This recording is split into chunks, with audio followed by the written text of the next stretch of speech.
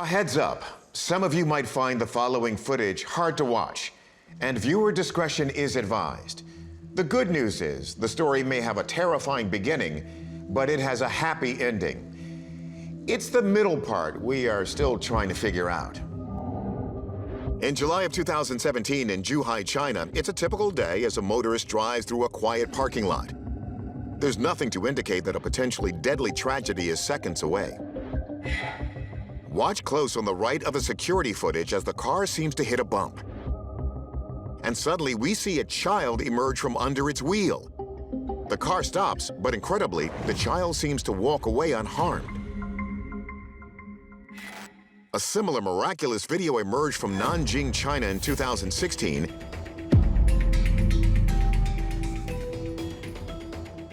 And yet another in Mumbai, India in 2018.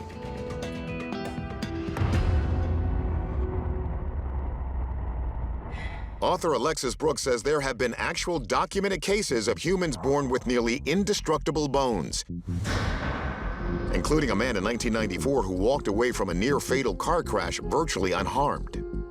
The x-rays showed that he had negligible injuries, and the doctors, of course, scratched their head. They discovered that he had a very rare bone mutation. His bone density was actually 8 times more dense than the average human being's. When the doctors told the man of what they found, he said, "That doesn't surprise me at all. It's no wonder I've never been able to stay afloat when I try to swim." Researchers at the Yale Bone Center later discovered the man wasn't the only one with these near indestructible bones. Do these kids have the same condition? There are a few open questions here. First, are these videos real or hoaxes? And if they are real, how did these kids survive? Let's turn to our experts. Video forensic expert Michael Primo runs tests on the video from Zhuhai, comparing it to what another camera recorded from an overhead angle. From these two different perspectives, there is a consistency between how the vehicle travels from its passenger front side tire and its passenger rear side tire as it travels over the subject. Would that be difficult to manufacture the vehicle's movements over the subject? Yes. So we're going to say this video is real, but physics professor Michio Kaku says in a small, almost miraculous number of cases, it may not require superhuman bones for children to walk away. We think of the kid as like a small adult. So you realize that the laws of physics apply differently to the child. The child has a much smaller height off the ground. This car goes over the child very quickly, minimizing the energy transfer to the child, while an adult would have sustained maximum damage. Dr. Kaku explains this in terms most drivers can understand. When a car goes over a twig, the twig hardly notices at all. Doesn't necessarily break, because the time of impact is so tiny and the energy transfer to the twig is almost minimal. But think of a car going over a log. The log is much taller than the twig and thus creates much more sudden vertical force between the car and the log. The energy transfer is much greater, there's much more damage. So, our verdict. The videos are real, and these children were likely spared by physics and tremendous good fortune. However, the vast majority of children in this situation would not survive. So always, always drive carefully and keep your kids out of traffic. Get a lump in the throat when they stand on the edge of a cliff or a skyscraper. Yet there's another breed of people who appear to use these same spots as their playgrounds. The stunts they pull are potentially deadly. Don't try them. Still, we can't help but wonder, do these individuals have some kind of special gift? It's February 2017 in Hong Kong. A professional stunt biker carries his BMX bike up flights of stairs to the top of a skyscraper. He comes out onto the rooftop pool deck of a building we've decided not to reveal. Cameras are rolling as the stunt guy lifts his bike over a low railing, places it on a narrow ledge, and mounts it. He pops a wheelie with the front tire hanging over the edge, then goes for a ride. This is ridiculous. He's riding his bike on the ledge of a skyscraper, and now he's back to the nice pool. He should stay near the pool area. It is very unsafe what he is doing. This isn't the only example of him braving the heights to get the perfect shot. In this clip from Dubai, he does acrobatics on a ledge and stretches his body between two edges of the structure. And check this out. In a drone video showing a tall snow-covered building under construction, another stuntman uses a crane like a set of monkey bars going out across the narrow beam and back. These acts are illegal, so it's little surprise our requests for interviews were declined. But the videos alone suggest these people seem to share an immunity to a fear of heights. I think humans naturally do have a tendency to be afraid of heights. That makes sense from a Darwinian perspective. Humans with a genetic aversion to depth from falling are more likely to live long enough to reproduce. Some people can overcome this anxiety or this fear or this biological necessity to stay alive and can place themselves into these situations where they are obviously one minor slip away from certain death. The Mohawk Indians do this thing called walking iron, which they've done since 1886. They have built many of the most iconic buildings in New York City. The Chrysler Building, the Empire State Building, the Twin Towers. People have said that they have an innate ability to manage heights. Of course, others have famously used hair-raising heights as sites for stunts. You have the Flying Wallendas doing these incredible stunts, stringing wires between buildings or over Niagara Falls or the Grand Canyon.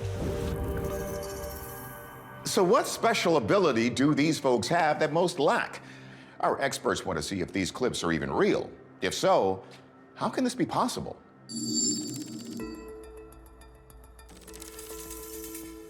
Forensic video analyst Michael Primo does a macro block analysis of the pixels in the clips from Hong Kong and Dubai. This is a still frame from the macro block that's reporting red and purple light tones. Then we move on to other areas of movement where the operator is moving his extremities, his arms. And we see this similar pixel information, this red and purple color, that the encoder is saying this is new information. Now, typically when a video is processed, these pixels will be multicolored across the screen. From this macro block analysis, I was able to determine that the encoder was a trustworthy witness. All of these natural details would have had to have been carefully manufactured and recreated in this environment to be able to fool the viewer. In other words, this doesn't appear to be faked. So if all these videos are real, do these stuntmen have some unique biological makeup that enables them to perform these daring moves so high off the ground? Some studies have been done that have looked at the genome, and you can pretty accurately look at over 200 different genetic factors and have a highly reliable way of predicting whether someone has a fear of heights. Still, no fear of heights is only part of the picture. You also need a good sense of balance and proprioception, the ability to tell where your body is in 3D space. For example, the guy with the bicycle, he's looking down at his handlebars. That's giving him a horizontal axis to inform his reference point of where he is in 3D space. There are people with greater sense of balance and coordination. But then once you add training to it, now you're talking about a person that can do things that really does look extraordinary. It doesn't look like what a normal person can do.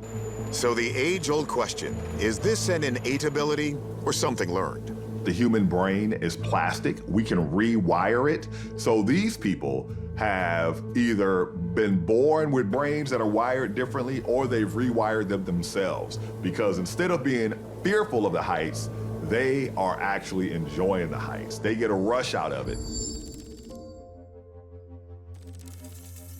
Our verdict? Like the famous Mohawk iron workers and Flying Wallendas, these high-flying stuntmen have learned to control or even feed off their natural fear of heights. Still, there's a degree of luck involved with all these tricks. Please do not try this at home. Do not attempt what you're about to see. But hypothetically, what would you do if a race car was coming straight at you at full speed? For some, the answer is to jump right over it. Impressive, certainly. For real? Well, let's see. It's August 2011 in West Allis, Wisconsin. Dozens of people are watching a seemingly unassuming acrobat flip over some of those gathered to watch, and his grand finale is eye-popping.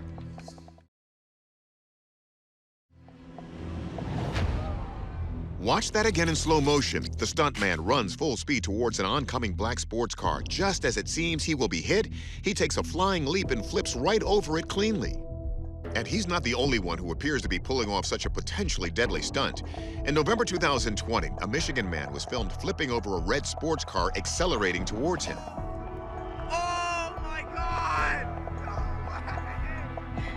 In another viral video, a British gymnast backflips over a speeding Formula One race car like it's nothing. These situations would end in disaster for most humans. Here's a memorable fail. Makes you wonder if this isn't another CGI prank like we've seen before. You may remember the guy dodging traffic in Colombia. And if it's not a hoax, exactly how are these men pulling this off? There is this ability in some individuals to shift the rules of reality or the physics of oneself. There have been yogis who, while in the process of deep prayer, were seen floating, literally levitating above the ground. However, some of those claims of levitation, like that of Yogi Sabaya Pulavar, supposedly observed by 150 people in 1936, turned out to be a clever hoax involving a concealed pole. So are these modern displays of gravity defiance also fakes, or the real deal? The current Guinness World Record for a standing vertical leap is 67 inches, and that's without a flip and a car careening towards someone. So is this really possible? And what to make of those failed attempts? Whoa, we asked the experts.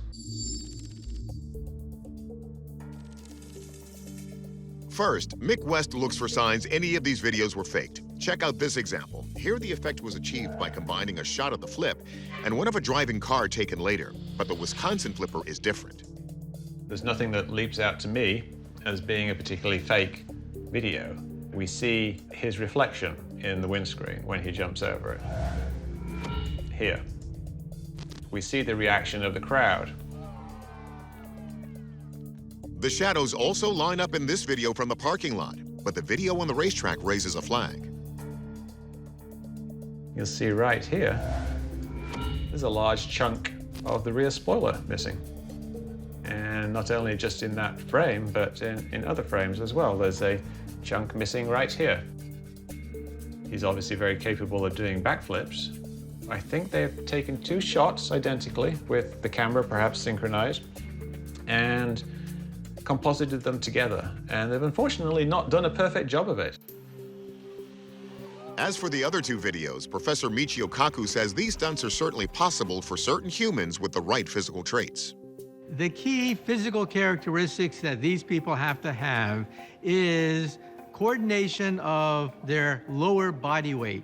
You want to be able to have strong leg muscles. It's the vertical lift from a dead stop that allows you to perform these gyrations in the air. You can think of it like a spring. The amount of force that a spring exerts is directly correlated to how far you push the spring down and then how far the spring then expands back up. It's the same with muscles. It also requires a certain mental acuity. You have to overcome the tendency to tense up as the car is coming at you. You want to approach it in a loosened and relaxed state. You want your muscles to start out maximally lengthened so that you get the most force that you possibly can out of that contraction. The single most important characteristic that you have to master is timing. If you take off too late, the car hits you. You take off too early, you land on top of the car. So, our verdict. These stunts can be faked, as in the case of the racetrack video. But there are certainly people out there capable of leaping over a moving car. In the authentic videos, the talented stuntmen got lucky with the timing. But it could have still ended badly. So don't go trying this at home. You've heard of the Incredible Hulk, but tonight we're going to introduce you to the Incredible Tulk. He appears to be capable of superhuman feats of strength. How does he do it? Just watch. October 2017. It's a seemingly typical day in Luton, England. A nearby security camera is recording as a determined man approaches a small blue car parked on the street. He reaches under the front bumper and after a few seconds proceeds to not only lift the vehicle up, but actually push it backwards.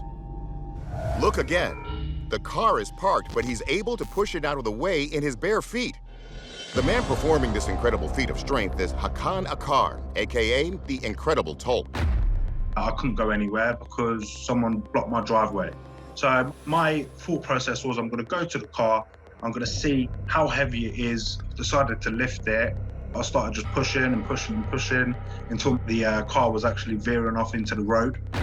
Hakan isn't the only modern-day Hercules caught on camera treating a car like a children's toy. This video from Russia in 2016 shows a man overpowering this vehicle's acceleration. So how are these guys doing this? Some have speculated that there might be a genetic mutation behind super strength. There's a protein called myostatin, which typically inhibits the growth of muscles. But if you have this condition that limits myostatin, your muscles will actually grow bigger. Artificial substances can also be involved, pushing the limits of human strength. Steroids are the modern method, of course, but the practice goes back ages. We know that warriors in South America from Aztec and Mayan cultures would often ingest plants that contained what we would sort of call narcotics today for the purpose of getting ready for combat. Mescaline, which naturally occurs in cacti such as peyote, were common sources of such drugs. It reduces fear, but it also opens up blood vessels. It opens up how much oxygen the body can take in. Hakan assures us that's not what's giving him his strength. I've never took anything in my life. I've always been naturally quite strong. And then once I started actually going to the gym and training, I realized that my strength levels were quite high. So Hakan's superior strength really is the result of nature and regular trips to the gym. But is his ability to move an entire car as impressive as it looks to the rest of us? Or is there something else at work here? Let's have our experts do the heavy lifting. Dr. Hakeem Olushehi says Hakan's physical strength is part of the equation, but he is also getting a big assist from an age-old scientific principle. We know cars are heavy, on average around 3,000 pounds. But he's using one of the 6 simple machines, and that is the lever. The front tires are where the fulcrum is located, and he's basically just lifting it off the ground a little bit, one end of it, and that's very different than just picking up a car and lifting it above your head. Hakan has essentially turned the car into one big resistance arm that redistributes its own weight toward the back wheels, similar to how you can move a bunch of heavy rocks in a wheelbarrow. Professor Michio Kaku also says it's not the muscles you may think that are at work here. We're not talking about upper body muscular strength. We're talking about his feet helping to push the car, and the car in turn is designed to minimize friction in the horizontal direction. That explains why those bare feet seem to help as well. My Crocs ended up getting flung off at the same time. I thought I'd get a bit more traction with my feet. Hakan built up a greater coefficient of friction with the road, allowing for even more horizontal force. And as for the guy in Russia battling the accelerating car, Look at the wheels. He's lifted the car off the ground, so that most of the energy of the gasoline is being used to simply spin wheels. because this is a front-wheel drive vehicle, the back tires on the ground aren't powered by the accelerator. He appears to be able to take a car's forward motion and stop it, when actually that energy is being wasted. Our verdict? A blend of strength and proportional mass. There's no doubt that Hakan has above-average strength, but a variety of outside conditions are making the Incredible Tolk's astounding feat slightly easier than it looks. This little white ball may seem ordinary to you, and well, it is. Anyone who plays ping pong knows how to control its movement, at least a little bit. But that control pales in comparison to what you are about to see. January 2021, with the COVID pandemic raging, many people around the world, including Canadian acrobat Adam Grandin, have been hoarding toilet paper and looking for novel ways to occupy themselves at home. It was during a snowstorm. We got stuck inside and I had nothing to do, and I had some crazy ideas. The idea involves Adam's skills as an acrobat, a roll of toilet paper, and a ping pong ball. Watch. From a perfect handstand, Adam launches the ping pong ball directly from his mouth through the rotating roll. Look again. It's even more nuts in slow-mo. His timing here has to be absolutely perfect, even if he wasn't already blindfolded and upside down. Of course, Adam posted the video, and of course, it instantly went viral. When I saw the tape after, it just looked unreal. And I got so many comments on the videos that, oh, it's fake, you know, but no, it's real, and this is why it's so impressive and cool. Adam isn't the only internet-famous ping-pong stuntman. It's kind of become a thing. So how are these people able to pull off the impossible? Journalist Aaron McCarthy says it may be similar to the performance of elite athletes. For some people, time does seem to slow down when they're trying to pull off some stunt or make some shot. So for example, a baseball player who's at bat, time might seem to slow down as he's swinging. Studies have shown that gifted athletes often have more gray matter in at least 5 brain regions that handle perception and motor skills. But it's not just athletes. There are some people who have claimed that time slows enough for them that they can actually catch bullets out of the air with their hands or with their mouths. This was a claim that magicians made for hundreds of years. It actually escalated to the point where at least 12 people died attempting this trick. Harry Houdini himself removed the bullet catch trick from his act out of safety concerns. So don't get any ideas. As for ping pong balls, before we can determine just how impressive this feat of physics really is, we first need our experts to make sure it's not a fake. Yeah, my first thought with this is that, is it fake? It's pretty easy to create a little 3D model of a ping pong ball and add it to the scene. But I don't see any clues that indicate that it is fake. It looks very, very realistic. The way it comes out of his mouth, the way it comes out of this roll, the way it changes in trajectory is very realistic. We're confident the video isn't doctored. So astrophysicist Hakeem Oluseyi examines whether Adam has some heightened ability to bend space and time. The physics of this is really interesting. So the first thing is that the toilet paper roll is swinging back and forth. So that's a pendulum motion. If you get the timing of when it's gonna be at that lowest point, then it is always gonna be there. You can predict it. These people aren't bending the rules of physics, they're mastering physics. But remember, the roll isn't just swinging, it's also rotating. That suggests some of that extra gray matter in athletes could be at work here. But physics professor Michio Kaku isn't so sure. When you first see these videotapes, you say to yourself, no way. These guys must be geniuses at this kind of activity. But then you realize the law of averages is still against you. You cannot do this every single time. And so when these feats are performed on videotape, you know that there was a lot of mistrials that were conveniently deleted. We asked Adam how many takes it took to get this shot, and he admitted he didn't get it the first time. Not by a long shot. I probably tried 1,000 times because the toilet paper was turning pretty fast. I couldn't really see it. There's a specific sound when the ball goes in, and I heard it and I was like shocked. Our verdict? While these trick shots are real, they aren't proof of some superhuman ability beyond extreme persistence, which is a characteristic that I, for one, do consider heroic.